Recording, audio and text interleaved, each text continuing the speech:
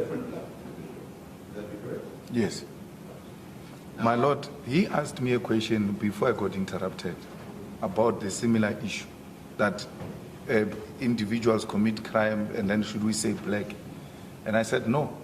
But there is now a problem, my Lord, in our society where the women are being killed in their numbers. And they've come up with a hashtag called men are trash. Me and you sitting here, my Lord, we've never raped any woman, we've never killed any woman, but we appreciate the frustration they find themselves in. And because we are not trash and we are not murderers and we are not rapists, when they say men are trash, we are so unaffected individually because we know we don't subscribe to that. I call whites racist in the presence of my legal team and all those whites I work with. They are unaffected because they know they are not racist. They know I'm not talking to them. So it was a systematic arrangement of white people who came up with a segregation policy to isolate us. It was not an individual, my Lord. It was the colonialists, the settlers who came and took our land collectively, took our minerals collectively. We cannot blame that on an individual. Only a narrow-minded person will say, because a black person individually commit murder, not through a systematic black system that says we must go and kill people, then we must generalize these black people. But the generalization of white people is based on the system that they themselves developed. By the way, you are the ones who came with this thing of classifying people with race. We never woken up in the morning and declared we are black. You declared us black so that you can isolate yourself from us. You've got the blame to take and take responsibility.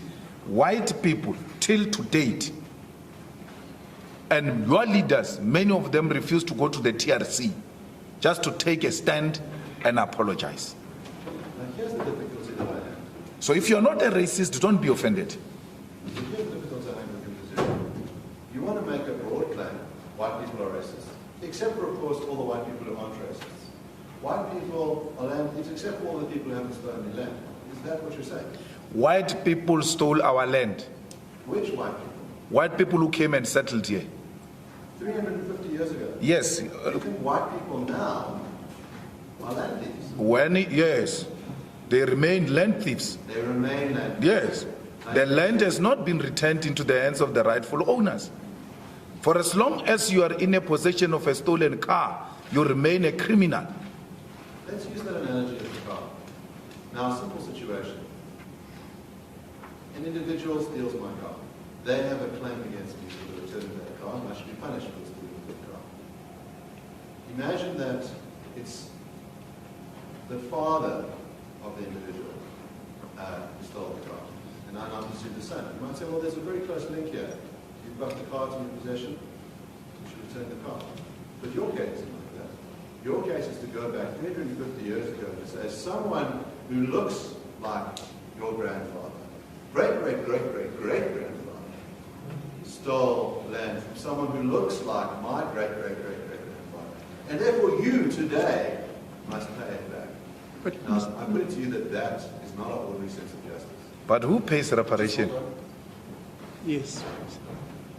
Your Lordship, if we're going to infuse legal argument as a proposition to the client, then I think it's only fair that there be a balance. So my learned friend must take the argument further. If he says if the father steals the car and gives it to his son, technically speaking, the father is a criminal. But as a matter of fact, the son himself is a criminal for possession of stolen property. So if he's going to make a legal argument, he must take it to its natural conclusion, because it has an implication of what my client is suggesting, that if you remain in possession of stolen land, albeit that you can steal it, you remain a criminal, albeit perhaps in a different form. And that's the proposition he's making. My learned friend appears to be testifying on behalf of witnesses to what is responsible. I'm just pointing out to you, very simply,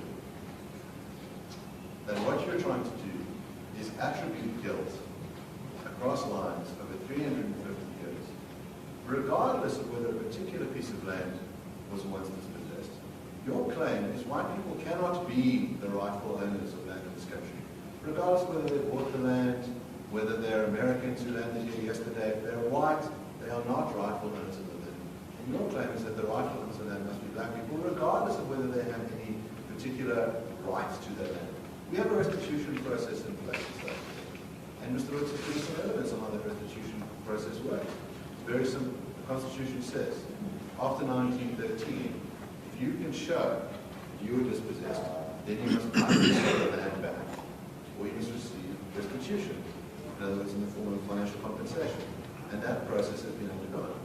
You are calling for something much more radical.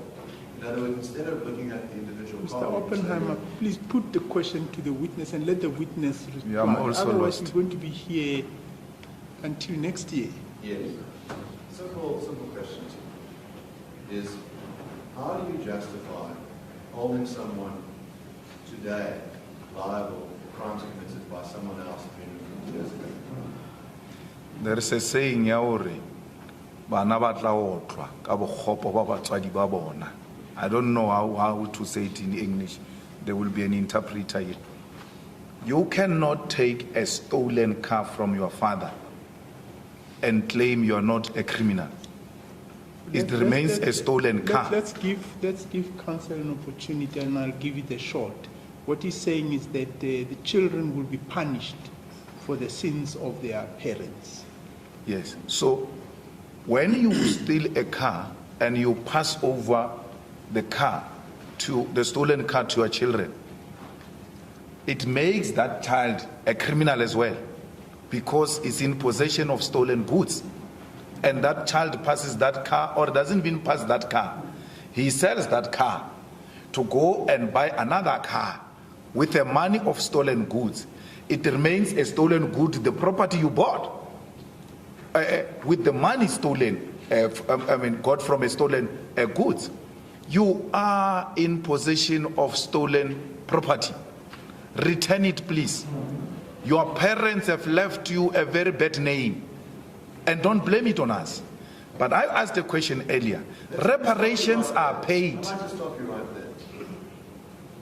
Why I have the name that I have is that my grandparents fled Nazi Germany and sought refuge in South Africa in the 30s to avoid extermination. Now the witness has brought up my name, and I will use the opportunity to respond to I never brought your name. I never brought your name. Sorry, Mr. Oppenheimer, we can't get into debate with the witness. I've never brought your name. Perhaps I have a solution to this. The witness testified at least 3 times yesterday that when he says you, I'm talking about your client. 3 times. The second point is we get into a debate, and perhaps it's an opportune time for us to take a tea break as well. Yes, Mr. Oppenheimer? yes, I'll take it to you. I want to ask to complete on this one. Are you completed on this question? Because I wouldn't want it to take further time after tea. Yes, well then let's finish the question. Yes. When you said your name, are you referring to my surname of Oppenheimer? You see, if he's going to be personal with me like that, I'm going to take a big issue. I've never brought Oppenheimer's name. I don't even know his name. I don't know. I've never, my Lord, called him by name. I've always referred to him as you, and I clarified it that I'm referring to a client. When you said your name, what are you referring to? What do you mean? You testified now, your name. Now what are you referring to? Your name, Oppenheimer. No, I'm asking you, I'm giving you an opportunity to explain what it is you mean. You said your name. Explain what you mean. If I can assist your Lordship, Yes. the witness clearly is struggling with the reference to your name. So the witness's testimony earlier was, your fathers, your parents have left you a bad name. Yes. And now the witness perhaps now has Okay. context of what is mentioned, and perhaps can respond. Yes, my Lord, when I say your name, I mean them as white people. Your parents have left you a bad name. So that is the context I'm using it. So please, if you are going to be a legal representative, you are going to have to reduce yourself from this case as an individual. Remove your emotions and deal with me as a professional. Because if you are going to come to me as a personal person, individual, I will no longer look at you as a professional. I'll decisively deal with you as an individual. Let's pause for a moment. I think we're going to take a tea break.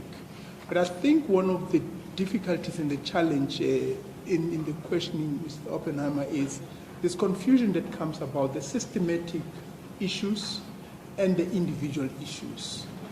I think try and make sure that you stick to one of them at a particular time, because they keep coming backwards and forward. At one stage it was a systematic problem about dispossession, and then it then came to examples about stealing of motor vehicles by individuals. And I think that's where the whole confusion comes up, and then we end up in this whole debate. So try and make sure that you draw that distinction in your questions. Well, my point is that why this line of questioning is to show that what's being done is to hold individuals liable for the sins of their fathers and the sins of their survivors. And I appreciate the clarity, and when he says your name, he means the bad name of white people, and he's not referring to myself. And I take that evidence as a statement. Okay. But my lord, I was interrupted here on a point of reparations. We have seen countries paying reparations, generations way after those crimes were committed to those nations. The current generation taking responsibility for the sins committed by generations centuries ago. And that argument has never arisen, that no, why are you blaming us? Why are we the ones who are paying for the sins of our parents? So this matter, that why are we paying for the sins of our parents or grandparents as the current generation, is neither here nor there. You have inherited the debt and you shall pay the debt. I understand the position. Thank you very much. Thank you. We'll adjourn for tea. The court shall adjourn.